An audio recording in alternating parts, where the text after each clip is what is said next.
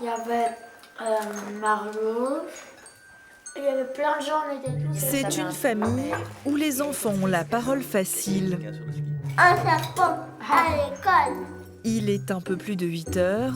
T'as pris la laisse pour les chiens? Dans cette banlieue chic bruxelloise, Julia et Oscar se préparent à aller à l'école avec leurs parents. Et t'as beaucoup de devoirs? Non, j'en ai pas, je les ai pas. T'as tout fait? Oui.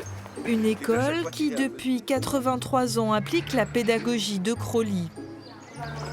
Ici, les adultes peuvent rester pour un temps d'accueil. Tu veux faire une forme? Celui-là? Le matin, on vient déposer les enfants à l'école et on prend un peu de temps pour être avec eux et de voir un peu ce qu'ils font ici. Et Julia, je crois qu'elle aime bien, elle est avec ses copines ici. Les parents restent un petit peu, on discute, c'est convivial. Un bisou, hein? Ma chérie. En primaire, Salut Oscar! les enfants rentrent directement en cours. Vous aviez comme devoir pour aujourd'hui de rechercher des expressions sur la main. Qui a une expression à me donner? Oscar? Voter à main levée. Voter à main levée. Tu sais ce que ça veut dire? Ça veut dire qu'on vote avec la main en l'air. Faire des pieds et des mains. Avoir toutes les cartes en main. Tape-moi dans la main. Vas-y, tape-moi ça. Comme souvent, le Super. cours commence par des recherches faites par les enfants eux-mêmes. Pour les mains. Ou une observation, Tu peux l'écrire ton expression en dessous. et fait la part belle à la pratique. Des pieds et des mains. Ils ont dessiné d'abord la main, comment ils pensaient, et puis ils ont observé un squelette. Tu peux y aller, Mathéo, laisse-le là. Ils ont observé un squelette et ils ont dessiné le squelette. Et ensuite, c'est comme ça qu'on est parti sur les activités de la main et sur les expressions, pour attacher le français également à finalement la main. Une méthode d'enseignement global appliquée dans cette école dès la première année de maternelle. Et elles ont quelle forme, ces surprises? Est-ce que ce sont des bonbons qui sont emballés dans un papier? Un œuf? Un seul? 2 œufs. Un œuf, c'est la surprise du jour. Tout part de cet objet généralement amené par les petits et il en découle des activités manuelles Tu la roules entre tes mains. ou littéraires. Qu'est-ce qu'elle nous raconte, cette photo-ci? Un petit poussin sur l'image. Un œuf et un poussin sur l'image. Et on peut tremper dans l'œuf et ça va être très bon. Dans la petite case ici, on mettrait combien d'œufs? 2. Et les mathématiques ne sont pas en reste. Et quand je l'ouvre, que voit-on? De même que l'expérience culinaire. Certains enfants m'avaient dit qu'il y avait un poussin dedans. La construction de leur savoir par le fait de manipuler, de toucher, je trouve que ça leur permet de construire très différemment leur savoir, qui est plus intégré, même dans leur corps, hein, quand on touche la surprise avec les mains. Ce n'est pas un savoir qui est uniquement intellectuel.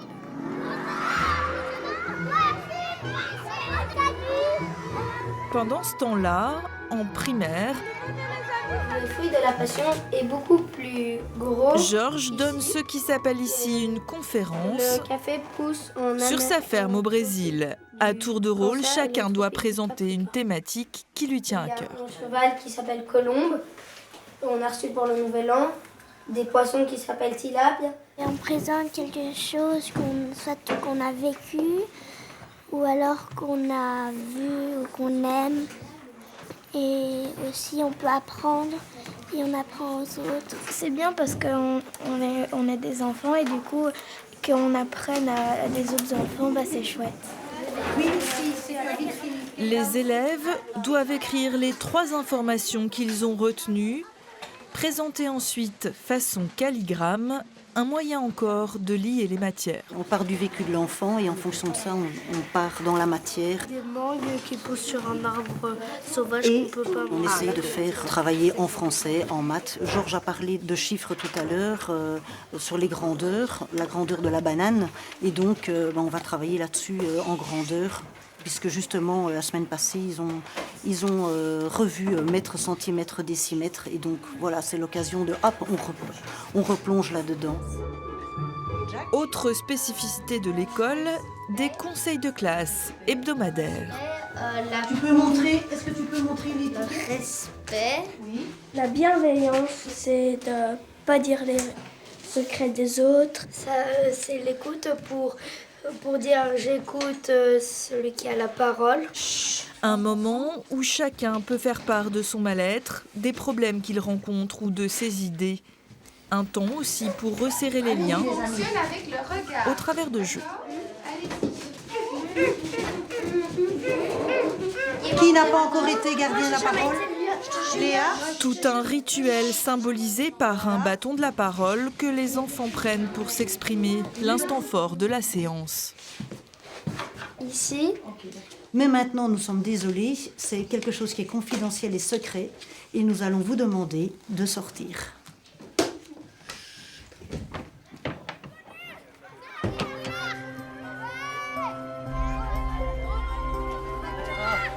Il est 13h45 après une pause déjeuner. Les après-midi sont souvent consacrés à des activités moins studieuses, dans une ambiance toujours décontractée. Vous déposez tout là, on s'en fiche. 2 fois par semaine, les enfants participent ainsi à des ateliers manuels de leur choix. Peinture, couture, modelage ou encore vannerie. Voilà, Celui-là. parfait. Comme ça, tu prends la place. Un moyen de développer d'autres qualités, une donnée importante de cette pédagogie. Les enfants qui ont des difficultés au point de vue scolaire, mais ça peut valoriser. Il y a des enfants qui sont très doués pour les ateliers où voilà, on peut les féliciter, ils reprennent confiance en eux. Je le mets devant tout le temps. Ici, tous les âges se côtoient. Ah oui, tu dois enlever 2 fils. 1, 2. Ça va de la première année à la 5e primaire. Et donc, ils s'asseyent spontanément. Et donc, le grand de 5e peut tout à fait montrer aux petits comment construire son panier. Plutôt que de venir chaque fois vers nous et de... Voilà. Donc, une entre elles. J'adore faire des paniers. C'est facile? Pour ceux qui n'ont pas écouté, ce ne sera pas facile, mais pour ceux qui ont écouté, c'est quand même facile. On le laisse comme ça le vert? Oui. Pas l'éclaircir, pas le foncer. On a déjà du vert, on a déjà du rouge, on a un petit peu de bleu. Dans cet atelier, les enfants réalisent les décors de leur spectacle. Chaque classe crée une pièce de théâtre de A à Z. En fait, c'est sur le sucre.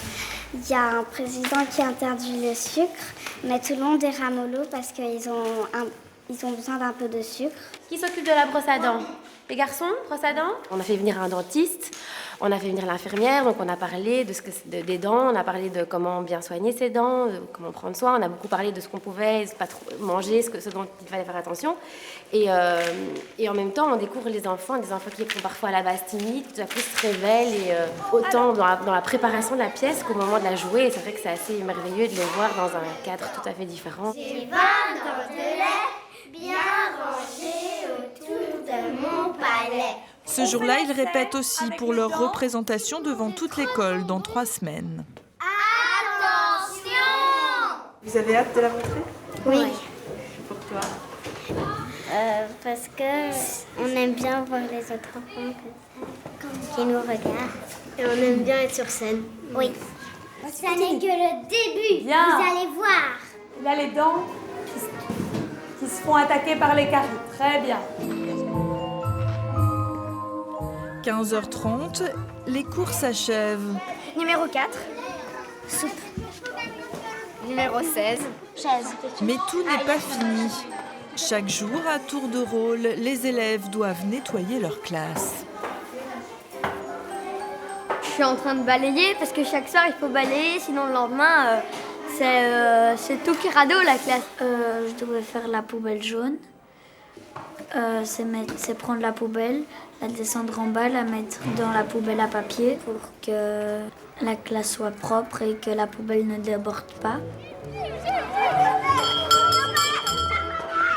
Et Julia va pas yoga? Non. Ok, On va goûter à la nuit. on a travaillé. On a fait le néerlandais. Un squelette. Waouh. Place aux devoirs maintenant, puisqu'il faut souvent faire des recherches à la maison. Une pédagogie que cette maman a choisie car elle-même en a bénéficié durant quelques années dans son enfance. Je trouvais que globalement, tous les gens qui sortent de cet enseignement sont des gens assez accomplis, heureux dans leur vie, dans leur métier. Voilà, c'est des professions qui partent un peu dans tous les sens, assez créatives. Qu'est-ce que tu dessines, Jou? J'avais envie d'offrir à mes enfants ce qui m'a le plus apporté, enfin là où j'ai la sensation que j'ai le plus reçu, et plutôt donc à me débrouiller, à apprendre par moi-même. Il y a un côté un peu autodidacte. Faire des enfants accomplis, épanouis, c'est bien là tout le but de l'établissement Amélie Hamed, dont la devise est l'école pour la vie, par la vie.